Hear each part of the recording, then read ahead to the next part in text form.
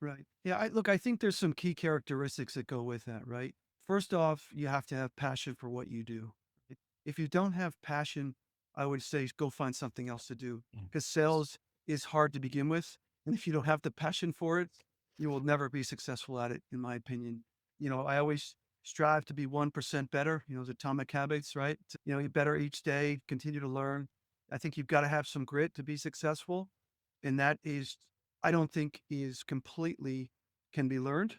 I think you have to develop that along your younger years. For me, I developed it through my older brothers and my sports background, playing competitive sport, and I think that needs to be cultivated. I don't think you just have it or you don't. The other thing is you have to continue to want to learn, right? And I was always very curious and want to be a sponge.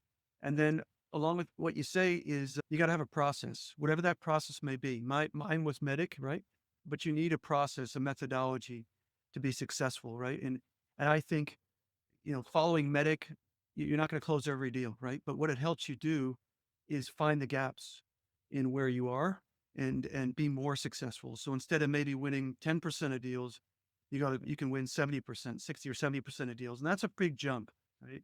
And I think what I learned along too is with process, there was a great coach in the US named Nick Saban. I don't know if you've ever heard of Nick Saban. He coached in the NFL. He coached Alabama to an incredible, I think, 3 national championships in 5 years.